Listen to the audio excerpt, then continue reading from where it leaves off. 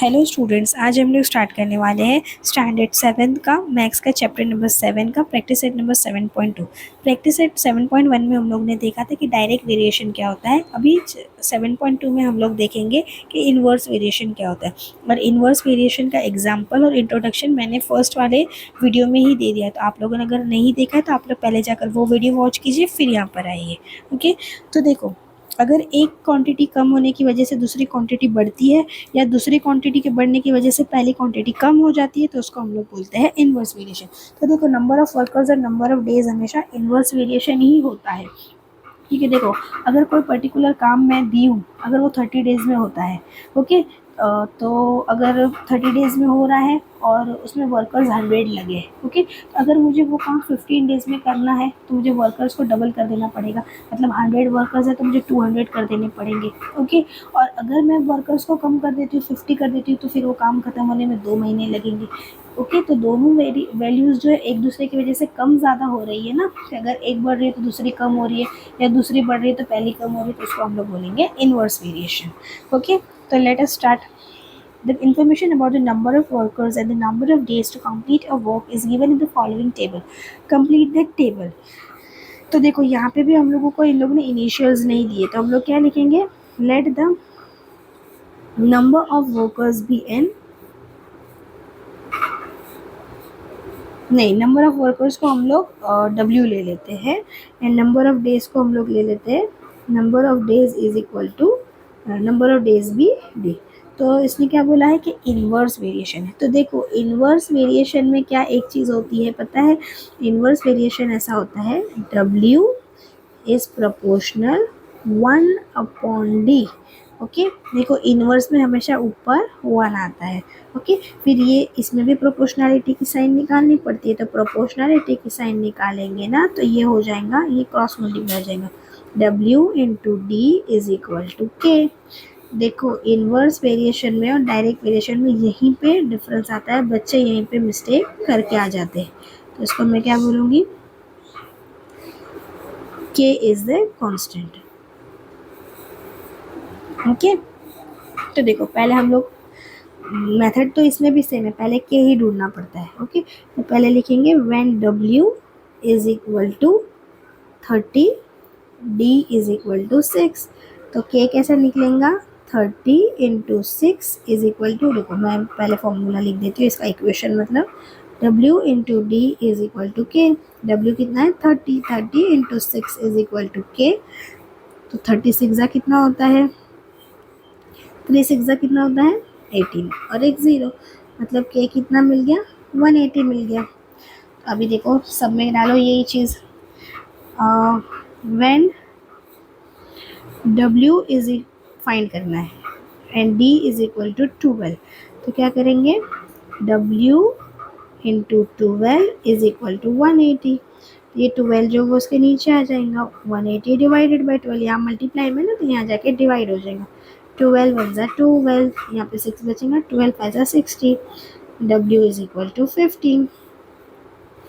Okay, number of days 12 कर दिए, तो फिर वर्कर्स कितने लग रहे? 15। ओके, अभी next, when W is equal to 10, D कितना हो जाएगा? तो पुट करो वापस से, W into D is equal to K. W कितना है? 10, D फाइंड करना है, और K कितना है? 180। तो D is equal to 180 divided by 10, so D is equal to 18। Okay, फिर बाद में व्हेन W फाइंड करना है, D is equal to 36। Okay, तो W into D is equal to K. तो W कितना है? फाइंड करना है, D कितना है? 36, और K कितना है? 180। तो W is equal to 180 divided by 36, 36 1 ज़ा एंड 36 5 ज़ा, तो W इज इक्वल टू 5। इसमें भी एक ट्रिक रहती है, मैं वो भी आप लोगों को बताती हूँ। पहले हम लोग फिल इन द ब्लैंक्स कर लेते हैं। W कितना है? 15, ये 10 कितना है? 10 के नीचे 18, और यहाँ पर रहेगा 5। अभी देखो, इसमें क्या ट्रिक है पता है? उसमें हमेशा रेशियो सेम आता था। अभी देखो, 36 कितना होता है? 180, 29 कितना होता है? 180, 15 12 कितना होता है? 180, ये भी 180 और ये भी 180। अगर हमारे पास एक नंबर गिवन है ना, तो फिर हम लोग दूसरा ढूंढ सकते हैं कि 12 को किससे मल्टीप्लाई करेंगे तो 180 होगा, 10 को किससे मल्टीप्लाई करेंगे तो 180 होगा। ओके, आप लोगों को पूरा सम सॉल्व करके तो बताना है, लेकिन मैं सिर्फ इसके लिए बताती हूँ कि आप लोग आंसर को क्रॉस चेक कर सकें। क्वेश्चन नंबर 2 में हमको सब कुछ बना बनाया सा मिला है, सिर्फ हम लोगों को क्या करना है, कांस्टेंट ऑफ वेरिएशन जैसे पिछली वाली एक्सरसाइज में किए थे, एंड इक्वेशन ऑफ वेरिएशन।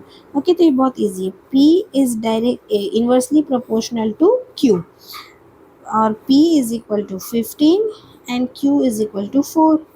तो देखो, पहले इसको हटाने के लिए हम लोग क्या करेंगे, P इंटू क्यू, या तो डायरेक्टली पी क्यू लिख सकते हैं, इज इक्वल टू के, ये हो जाएंगे कांस्टेंट ऑफ वेरिएशन।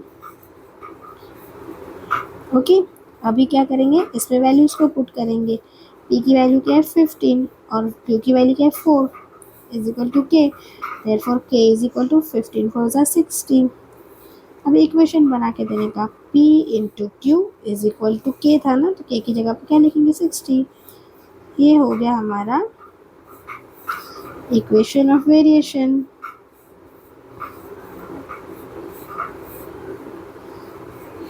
ओके, अभी नेक्स्ट क्या है, z inversely proportional to 1/w।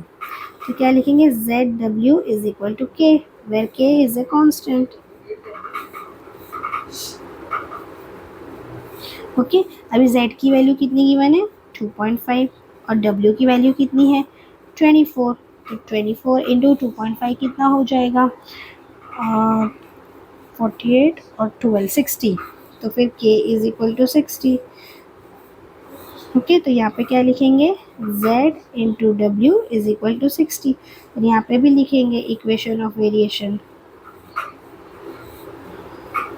Okay, मैं इतने शॉर्ट फॉर्म यूज़ कर रही हूँ, आप लोग प्लीज़ मत यूज़ कीजिएगा, हमारा टीचर मार्क्स भी फिर ऐसे शॉर्ट फॉर्म में देगी। S is inversely proportional to 1/t, तो ये क्या हो जाएगा, S into T is equal to K. यहाँ पे भी वही लिखेंगे, K is a constant. Okay, S की वैल्यू कितनी गिवन है, अरे सॉरी, डायरेक्टली प्रोपोर्शनल स्क्वायर है, ये स्क्वायर है। तो यहाँ पे S की वैल्यू कितनी गिवन है 4, और T की वैल्यू कितनी गिवन है 5, लेकिन 5 को तो स्क्वायर करना है, इज इक्वल टू के। तो हो जाएगा k इन 4 into k is equal to 4 into 5 square कितना होता है 25, so k is equal to 100। तो इक्वेशन क्या था, S T square is equal to 100। Okay, अभी फोर्थ है x is inversely proportional to 1/√y। क्योंकि इन्वर्सली मतलब ये होता है, 1/, नहीं बोला था, x is inversely proportional to √y। Okay, ये इसका प्रोनाउंसिएशन होता है। तो हो जाएगा x √y is equal to k, again वही लिखेंगे, k इज अ कांस्टेंट। अभी x की वैल्यू कितनी गिवन है, x की वैल्यू है 15 और y की वैल्यू है √9 इज इक्वल टू के। तो √9 की वैल्यू क्या हो जाती है 3, therefore k is equal to 15 3 ज़ा 45। अब इसमें पुट करो, root x root y is equal to 45। Okay, तो ये क्या हो गया,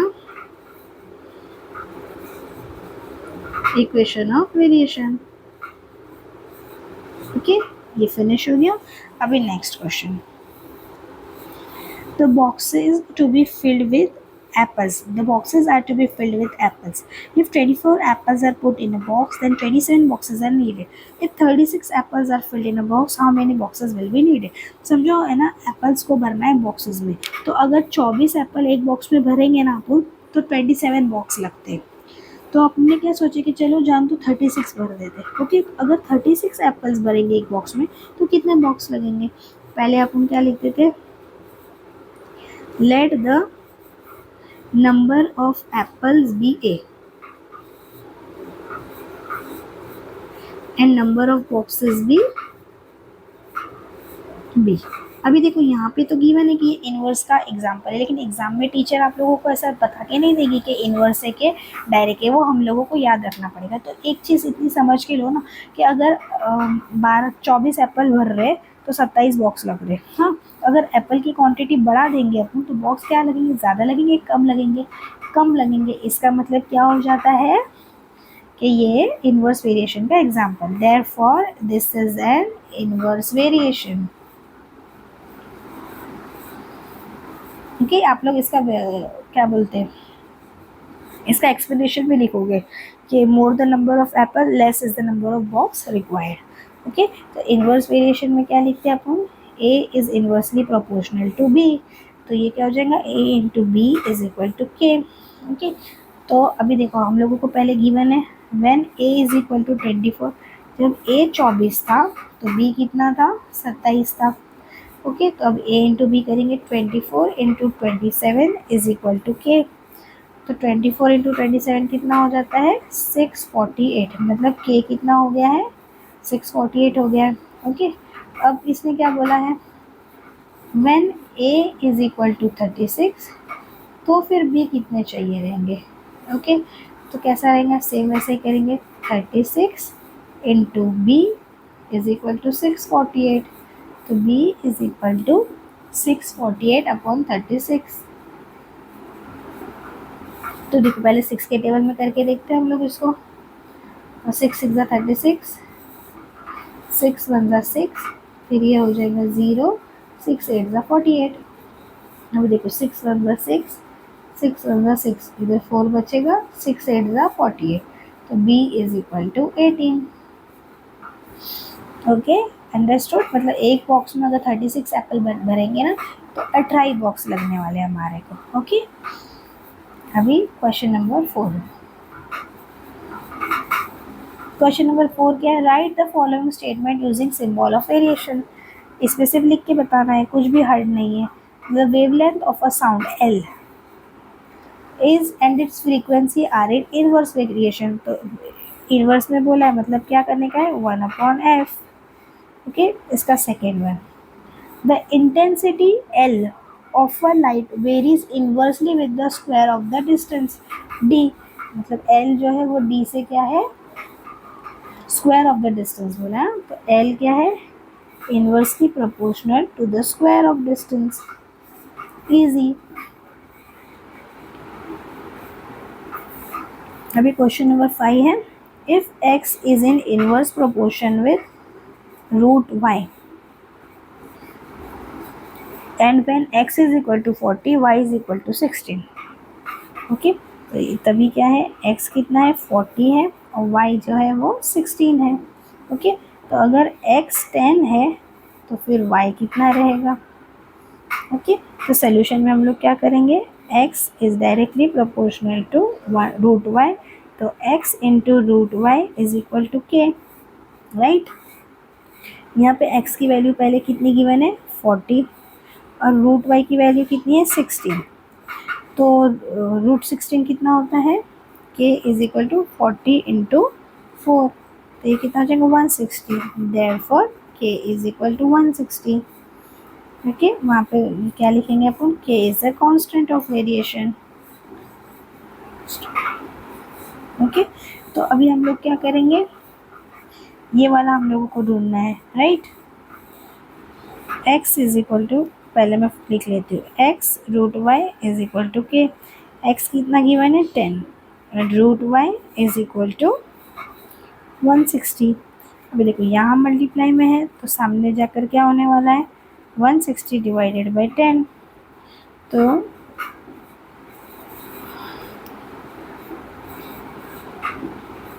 रूट वाई कितना हो जाएगा, ये 0 0 कैंसिल हो जाएगा, तो रूट वाई हो जाएगा 16। ओके, तो देखो इसको स्क्वायर निकालने का, इधर से रूट हटाने का, तो क्या करेंगे, taking roots on both the side.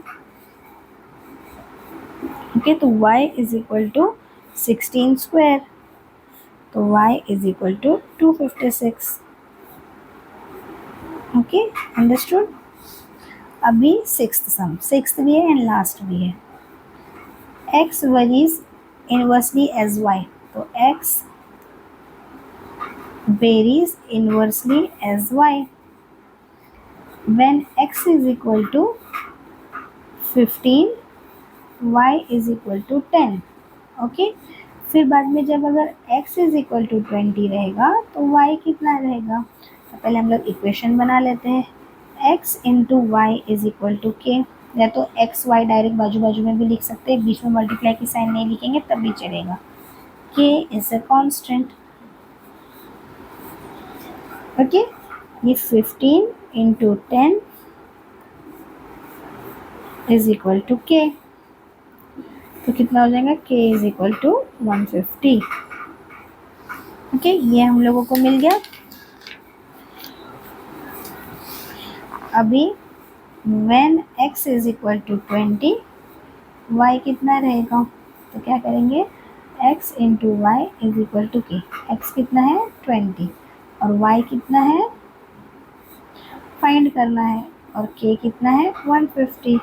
तो y is equal to 150 divided by 20. तो देखो 0 0 कैंसिल करेंगे, 2 1 ज़ा 2, 2 7 ज़ा 14. तो इधर 1 बचेगा, राइट, यहाँ पे 1 बचेगा, तो यहाँ पॉइंट डाल के यहाँ 0 डालेंगे. तो क्या हो जाएगा? 5 ज़ा 20, 2 5 ज़ा 10. तो y is equal to 7.5. Okay, hope आप लोगों को ये वीडियो समझ में आई होगी और अच्छी भी लगी होगी. तो आप लोगों को अच्छी लगी हो तो प्लीज़ आप लोग लाइक और सब्सक्राइब ज़रूर कीजिएगा. Thank you for watching.